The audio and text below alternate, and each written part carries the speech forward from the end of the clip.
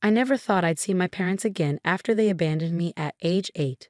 That day is burned into my memory forever.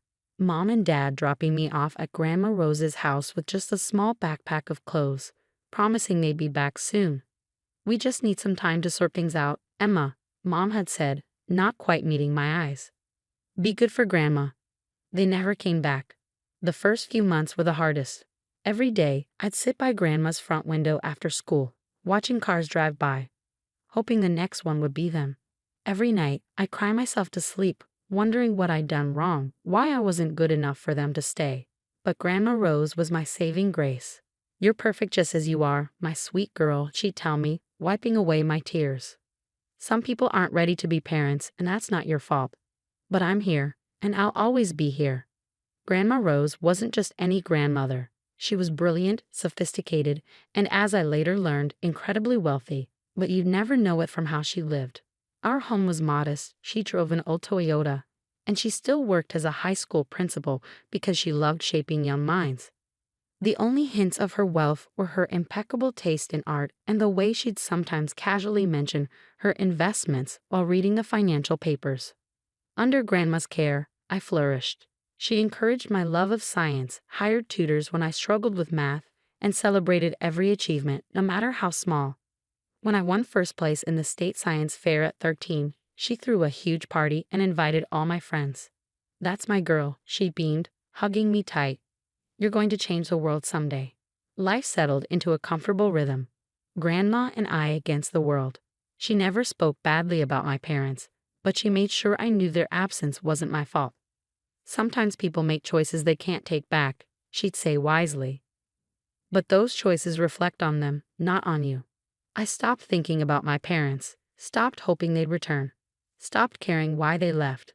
I had Grandma, and that was enough. She was more than enough. Then came my 18th birthday. Grandma threw me an elegant party at her favorite restaurant, invited all my friends, and gave me a beautiful necklace, a delicate gold chain with a small key pendant. "This is more than just jewelry, Emma," she said mysteriously. "Keep it safe. You'll understand when the time comes." I didn't know then that it would be our last celebration together. 3 months later, Grandma Rose collapsed at school. By the time I reached the hospital, she was gone. Heart attack, the doctor said. Quick and painless. But the pain I felt was anything but quick. It tore through me like a hurricane, leaving nothing but emptiness in its wake. The funeral was beautiful, just as Grandma would have wanted. Her former students filled the church, sharing stories of how she changed their lives. I sat alone in the front row, clutching the key necklace she'd given me, trying to be strong like she taught me to be. That's when I saw them. My parents walked into the church like they belonged there, like they hadn't abandoned their daughter a decade ago. Mom's hair was grayer, Dad had gained weight, but I'd have known them anywhere. My heart stopped, then started racing. They made their way toward me, faces full of what looked like concern. "Emma, sweetheart," Mom said, reaching for my hand. I pulled away instinctively. "We came as soon as we heard. We're so sorry about your grandmother." Dad nodded solemnly. "We know it's been a long time, but we're here now. You'll come home with us, of course. You're still a minor for a few more months, and we're your legal guardians." I couldn't believe what I was hearing. 10 years of silence, and now they wanted to play happy family? "I'm not going anywhere with you," I managed to say, my voice shaking with anger. Grandma Rose was my home. "Now, Emma," Mom said, her voice taking on a stern edge I remembered from childhood. "Don't be difficult. We're your parents. You have no choice in this matter." Actually, a deep voice interrupted, "She has every choice." We turned to see a tall man in an expensive suit walking toward us, carrying a leather briefcase. "I'm James Morrison, Rose Montgomery's attorney, and we need to have a conversation about your grandmother's will." My parents' expressions changed instantly. Mom's eyes lit up with barely concealed interest, while Dad straightened his tie nervously. "Of course," he said smoothly. "We're her only living relatives, after all." Mr. Morrison's face remained impassive. "Let's step into the private room. There are some matters that need to be addressed immediately." As we followed him, I noticed my hand had moved to clutch the key necklace Grandma had given me. Somehow, I knew everything was about to change. Again. I just didn't realize how much. The private room at the church felt too small for the tension building inside it. Mr. Morrison sat across from us at a polished wooden table, methodically arranging papers from his briefcase. My parents flanked me like anxious vultures, trying to appear concerned while their eyes kept darting to the documents. Before we begin, Mr. Morrison said, adjusting his glasses, "Miss Emma, would you please show me your necklace?"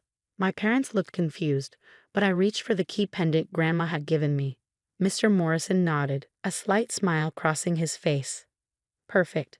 Now let me read the terms of Rose Montgomery's will." He cleared his throat and began reading. "I, Rose Montgomery, being of sound mind, declare this to be my last will and testament." The legal language washed over me until one sentence made my heart stop.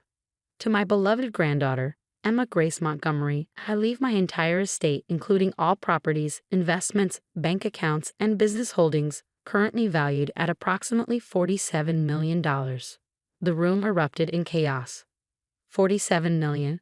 Mom shrieked, her face turning red. "That's impossible. Rose was a school principal." Dad slammed his hand on the table. "This is ridiculous. We're her only children. You can't tell me she left everything to a teenager." Mr. Morrison remained calm. "There's more. The will specifies that Emma is to be legally emancipated immediately, with a trust established in her name. The key she wears opens a safety deposit box containing additional documents and instructions." My head was spinning. $47 million? Rana Rose, my modest, Toyota driving grandmother, had been worth $47 million. "This will is dated just last month," Mom said, her voice dangerous. "We'll contest it. Emma's still a minor. We're her legal guardians, and we have rights." "Actually," Mr. Morrison interrupted, "you surrendered those rights 10 years ago." He pulled out another document. "This is a copy of the abandonment charges Rose filed against you both after you left Emma. You never responded to the court summons, so she was granted full legal custody. You haven't been Emma's guardians for a very long time." I watched my parents' faces transform. The fake concern melted away, replaced by naked greed and fury. "Emma, sweetie," Mom tried again, her voice honey sweet. "You don't understand what you're doing. Let us help you manage this. We're family." "Family?" The word felt like poison in my mouth. Where was family when you left me? Where was family for 10 years while Grandma Rose raised me? "We made a mistake," Dad said quickly. "We were young, struggling. But we're here now. We can make it right." "Make it right?" I stood up, shaking with anger. "You're only here because you found out about the money.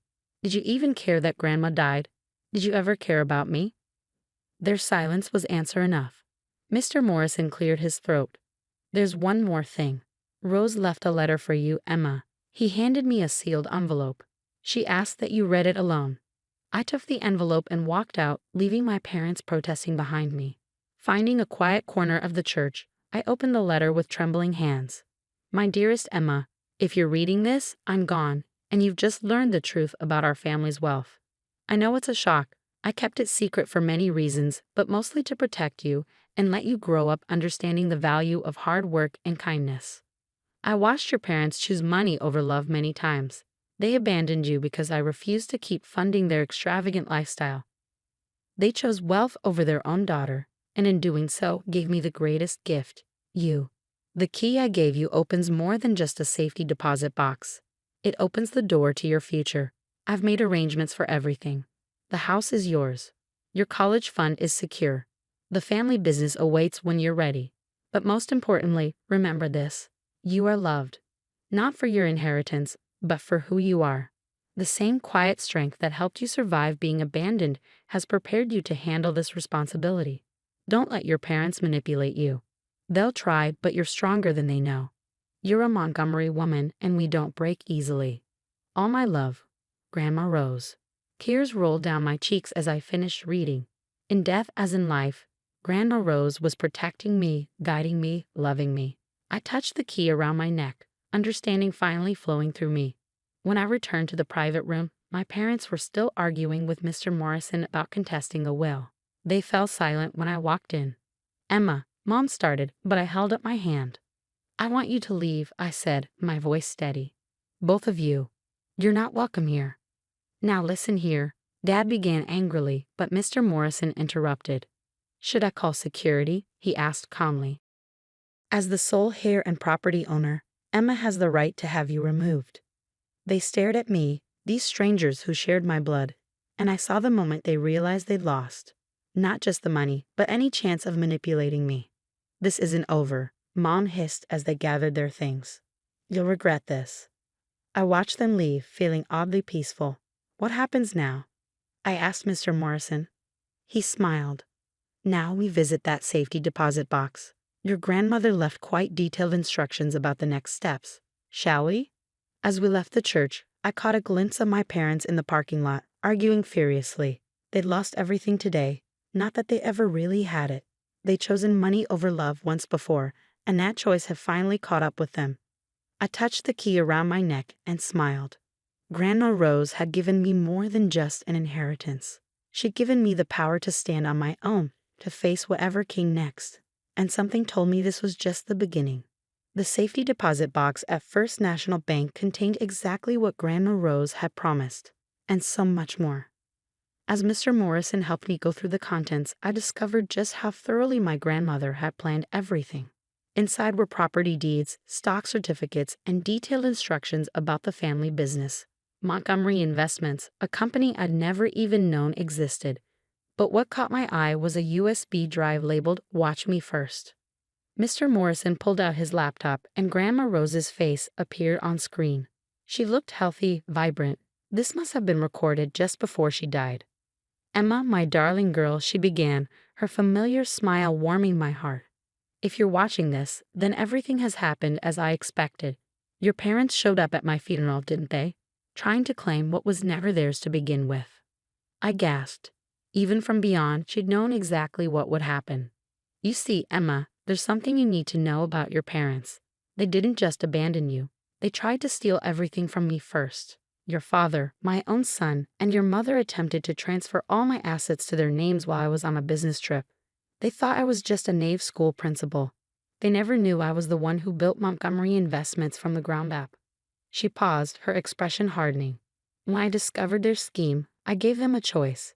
Stay and live modestly while learning the value of hard work, or leave. They chose to leave. They left you behind thinking I'd come begging them to return.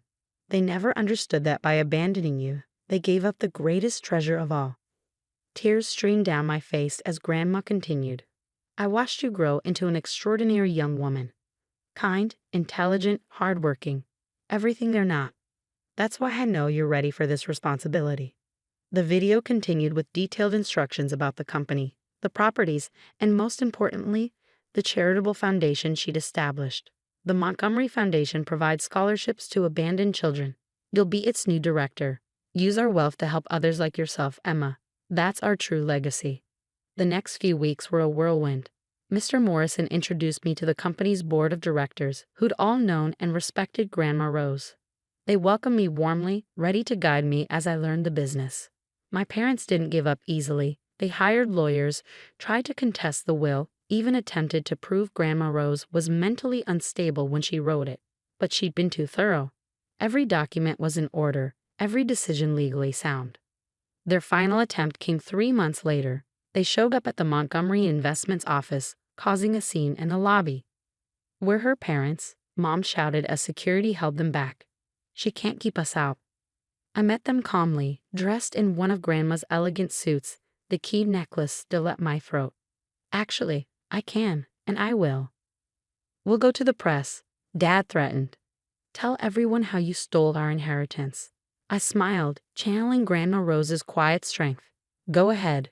Tell them how you abandoned your 8-year-old daughter. Tell them how you tried to steal from your own mother. I'm sure the press will love that story." They deflated, finally understanding they'd lost everything, not just the money, but any chance of manipulating me. "Goodbye," I said firmly. "Don't come back." As I watched them leave, I touched the key around my neck, feeling Grandma's presence with me. That evening, I approved the first round of scholarships from the Montgomery Foundation. 20 children from broken homes would get a chance at a better life. Sitting in Grandma's old office, my office now, I looked at her photo on the wall and smiled. She'd given me more than just an inheritance. She'd given me purpose, strength, and the power to help others. The old Toyota still sits in my garage, even though I could afford any car I want. It reminds me of where I came from, of the humble, hard-working woman who taught me that true wealth isn't about money. It's about how you use it to make the world better. Sometimes I wear her old principal's blazer to board meetings. The board members who knew her smile when they see it. They understand. I'm not just Rose Montgomery's hair, I'm her legacy. As for my parents, I heard they moved to another state, telling anyone who will listen about their ungrateful daughter. But their words can't hurt me anymore. I know who I am. I'm Emma Grace Montgomery, and like my grandmother before me, I choose love over money, kindness over greed, and helping others over helping myself. That's what real family does.